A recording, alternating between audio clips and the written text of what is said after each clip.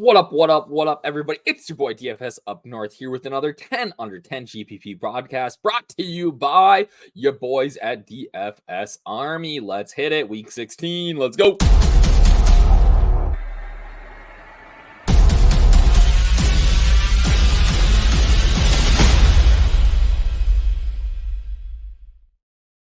My people, how is it going this week? Merry Christmas, Happy Hanukkah, Kwanzaa, whatever you celebrate. I hope that you are spending time with family and friends, and I hope that we can help you guys win a little bit of money here this week with another 10 under 10 GPP podcast where I talk to you about my 10 favorite plays that are all under 10% owned, 5 from Fanduel, 5 from Draftkings, and we'll get to that here in a second, but let's look at and see what the chalk looks like this week. So on Draftkings, we can see that the chalk up at the top is going to be Justin Fields and an underpriced Nick Mullins, which is interesting, right? There's something here that I really want to make a point of is that we've got Nick Mullins here as 11% owned and Ty Chandler as 24% owned.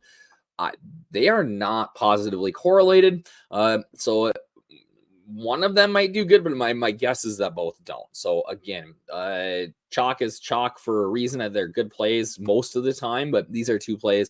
I am on Mullins on FanDuel because he's much cheaper, but I am going to be way underweight on Chandler this week. Even though he looked explosive, even though I'm a Vikings fan, I just don't. I think that the leverage on the field against a 24% owned backup running back is one that I want to take advantage of. As we slide down on the quarterback side, we got guys like Baker Mayfield, Geno Smith returning, Dak Prescott against Miami, Kyler Murray. A couple of big names missing there, though, and we're going to get to that. Justin Jefferson is positively correlated with Nick Mullins, and he is our highest owned projected wide receiver, followed by DeAndre Hopkins, CeeDee Lamb, sort of like the usual suspects here. Tyler Lockett's a little expensive or a little bit underpriced, and that's going to drive up his ownership a little bit.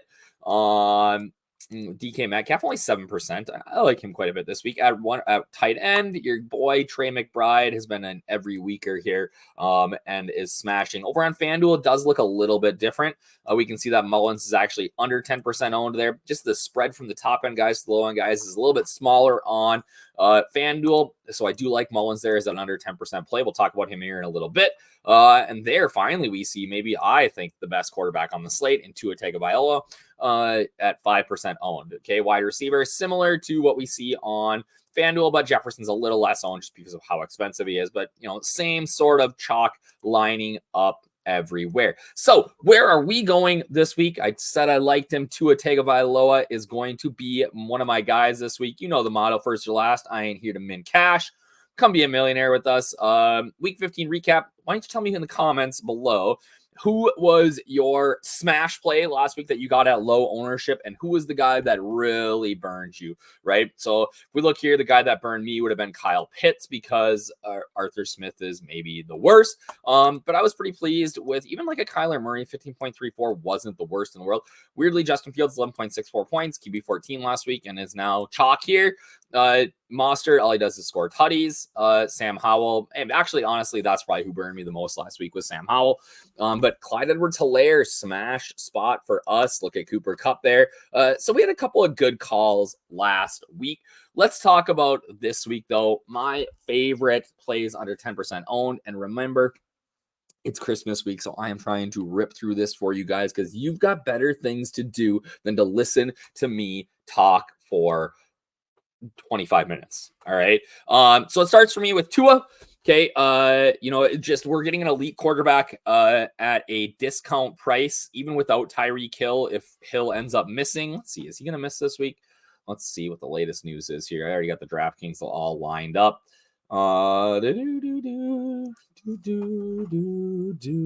Questionable. Let's see what the news says. He was limited. I think he plays. Yeah, he's going to play. So I think that makes Tua an even better play. But yeah, Mullins, Baker Mayfield, all good plays in their own right, but I don't mind paying up for an elite arm like Tua. There's a 50-point total in this game. There's going to be a lot of scoring. You can't run on the Cowboys. I mean, I guess James Cook did last week, but you can dominate them through the air because they give up a lot of big plays, which is what Tua does. You got Mike McDaniel calling the plays here. Like, I'm not betting against this offense. I don't understand the low ownership here. Like, this is an absolute core play for me this week. Obviously your best plays are Waddle, Tyreek Hill. But you know what? I think that we get a Durham Smythe touchdown this week. So if you're trying to afford some of those guys, a cheap Durham Smythe doesn't hurt you, I don't think, in the tight end room over there. Come win, like Nolan 50K, right? Use that code up north, gets you 10% off 10% off for life. And then if you're not going to pay up, I don't mind going way down this week. Taylor Heineke. Against the Colts, they give up a ton to opposing wide receivers and QBs. I think that this game has sneaky shootout potential between the Colts and the Falcons. Pair with London, pair with Pitts. You can even pair him with Bijan Robinson. I really like this game. And Heineke is going to sling it. Way too cheap. The lineups that you can build with Heineke at that ownership are really intriguing to me. Even I think 15, 16, 17, 18 points could get him there potentially. Okay. Tyjae Spears, all right. Not often do I say like, hey, play a backup running back, but Tyjae Spears is not your normal backup running back. He's priced like one. And, I don't know how much Derrick Henry we're going to see here going forward. They're out of the playoffs. He's going to be looking for a big contract here this summer. He may end up playing less these last couple of weeks than we expect, right? He's got super pass catching upside, a great matchup against the Seahawks who can't stop anyone on the ground. I think Tyjae Spears easily pays off his price tag this week and has the potential to get you 15 to 20 points and get into that nuts lineup. Jamal Agnew, I love this week. Zay Jones went down with an injury. I think people are going to play Parker Washington. Agnew's the guy, right? He can pay it off with one catch, similar to what he did last week. Lawrence traveled. Even if Lawrence doesn't play, I think that Agnew is worth it at this price because it takes one catch for him to hit value here. He's a speedster, right? He can take the top off the defense. The Bucs secondary has been so bad. So even like I said, with CJ Beathard or Beathard or Bethard, I don't even know how you say his last name, but if he's in, he's a viable backup quarterback. He's done it before in the NFL, and could take a couple of deep shots to Agnew here. But if Lawrence plays, then it's a smash spot, right? And then finally, there's so many cheap quality tight ends this week that if you want to get different in GPP, I don't mind paying up quite a bit for Sam Laporta. All right. Against the Vikings, they can bleed points the opposing tight end. Your whole lineup's going to look different, right? And that makes you unique in these like large, like the Millie Maker, right? So I really do like Sam Laporta, but if you are playing the Dolphins, it's going to be a little bit tricky to do. So let's build a lineup. And I'm going to put Ty Freak in there and see what it looks like. So we got Dak and there was Tua. Let's get that salary savings, right? I said you want to look different. You could go there, but I'm going to look way different with a mega cheap Durham Smythe in here. No injury designation, right? Like the game logs aren't great, but he did have 4 catches last week, which, 2-3x value there. At running back, okay, Rachaad White as the most expensive running back on the slate is going to be very popular. Talked about how we like Tyjae Sharp. Again, I don't always recommend, or Tyjae Spears, not Tyjae Sharp. I don't always recommend playing everybody in my in this 10 under 10 in the same lineup, just because it is difficult to fit everyone, right? And you don't want to take too many shots on low owned guys because they're low owned for a reason. All right. Another guy you're going to hear about in a minute, though. I do really love James Conner against Chicago. All right. Wide receiver. We can find some pay down options here. I'm actually going to plug in my DST first, though, so I've got an idea of what I am doing. Could play Minnesota. I really like actually this play. The Vikings with Brian Flores at home against Detroit. Goff's terrible on the road. I think that the Vikings are a cheap and viable defense. Everybody, like I said, is going to play Ty Chandler. So you could eat the Ty Chandler chalk here. And what does that let you do with the rest of your lineup? And everybody's at 5,600. Like I said earlier, though, I'm not in love with Ty Chandler this week. Let's go to running back. I want to get a running back in my flex, maybe. Is there anybody else that we could play? Antonio Gibson. AJ Dillon's going to play. Brian Robinson's out again. Gibson's against the Jets. Yeah, you could get there. Devin Singletary against Hughes, Cleveland. I don't love. Breece Hall against Washington. I think that's a sneaky GPP play. Wide receiver, right? I love Jackson Smith and Jigba this week, and that lets me pay up for and I get that little back and forth. I can play a chalky DeAndre Hopkins against Seattle, right? I don't love having 2 Tennessee Titans in a lower scoring game, though. So maybe I'd go Chris Godwin. Not getting the hype that Mike Evans is. He's going to be way underowned, right? I don't even think Godwin's going to be on the chalkboard. Is he? Oh, yeah, he is. 10%. That's not bad.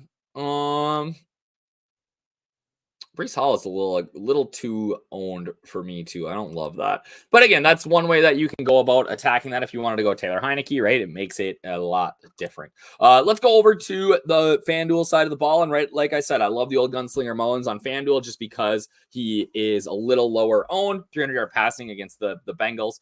I think he'll be there again against the Lions. But the guy that I want to talk about is my boy Gardner Minshew. All right. Really big Gardner Minshew guy here. 6,800. Like you look at player A, 20.6, 15.1, 18.68, 15.64. Player B, 11.64, 24.72, 10.58, 21.16. Player B is going to be the highest owned QB on the slate, and it's 1,500 more than player B. Player B is Gardner Minshew. Player A is Justin Fields. Okay, I just think this sort of consistency with some upside is something that I want to do. Michael Pittman miraculously has gone through concussion protocol, it seems like, and is likely to play this weekend. I love that pairing. You can go mega cheap and go Alec Pierce, who has been involved. I love the Terminator here. Everyone's going to play guys like Rachaad White, I said, and Ty Chandler. Rachaad White being a good play. Ty Chandler, like I said, a bad play, just ownership. The Lions have been tougher to run against. I get that they're at home and they want to feature Ty Chandler, but I can't get on board with that sort of ownership on Ty Chandler, even though I'm a massive Ty Chandler stan. Connor's just smashed last 2 games from injury. He's going to have a big day on the road against Chicago. He's going to get a ton of volume. Whether in the running game, passing game, I love James Conner. Both sites just too cheap on everywhere. Jackson Smith and Jigba caught that game-winning touchdown last week on just an unbelievable grab. But he's really been pretty solid the last few weeks, and he was starting to trend right in that right direction before with Geno Smith. Had 7 targets, or 11 targets, a couple of weeks ago with Geno, and then Geno got hurt, right? So developed some chemistry with Drew Lock, caught that touchdown pass, and now I think is finally as a rookie starting to really come into his own in this offense. And you get correlated leverage on DK Metcalf and Tyler Lockett, right? We see Tyler Lockett projecting towards one of the higher owned plays on the slate. Love JSN here as some leverage on that. Finally, a super cheap tight end, Tucker Kraft, right? Like there's not a huge gap in the salary between the top guys and the cheap guys on FD like there is on DK. So you don't necessarily need to pay down here. But if you need like a few extra $100 in your build, I love just getting down to Tucker Kraft. 4 catches, 57 yards in a TD last week. Like the Panthers are a tough matchup, but I don't really believe in that. So I think that Kraft at 5,300 makes a ton of sense. So if we were going to build a lineup here, let me see. All right. Let's build a new lineup. What are we doing here? Oh, FanDuel. Come on. I hate the duel. Then watch them make me change my password to get back in because there's random crazy stuff happening. All right, let me see. All right, full entry. All right, here we go. All right, let's go Minshew Mania. Let's build a Minshew lineup. Okay. Minshew Mania. And then let's go Michael Pittman. See what they have to say. Questionable with the shoulder. Pittman cleared the protocol on Friday, but the team's still dealing with the shoulder injury. He's going to play. All right. Now, I said I wanted to, we can pay down for Kraft. We don't have to, but I will. Defense, like the Vikings quite a bit here. They are, again, one of the cheaper options on the slate. We can really pay up for some of these stud spots. JT is going to be massively owned, but Rachaad White is way too cheap on FanDuel. Have to play him here. Could go D-Hen. Let's just go Rachaad White, Breece Hall. Two good matchups. Now I got wide receiver flex. I really think that Bijan is going to get involved this week. So now we're there. We go Jackson. Super cheap. I can afford a stud tight end now. You can go DJ Moore. Oh, can't get it quite up to Monroe St. Brown. Jordan has kind of a dead zone here. Oh, Jalen Waddle. Yeah, we'll play Waddle. Right? So how good is this lineup? You get Minshew gets you 15, 20 points. You're in good shape, right? You're feeling it. Okay. So that is what I got for you guys this week. Like I said, you don't need to listen to me for 25 minutes. Spend some time with your family. That's where I'm at. This article is always free. You can find it in the YouTube description below. One thing that I do ask is just please subscribe to our channel so that you get notifications when this stuff comes on. And you can, it just helps us provide more free stuff for you guys too. So peace. Have a great Christmas. Happy Hanukkah, happy Kwanzaa, whatever you guys celebrate. I hope that you're doing it with family and friends. And I appreciate you guys watching this and hanging out with me today. Cheers.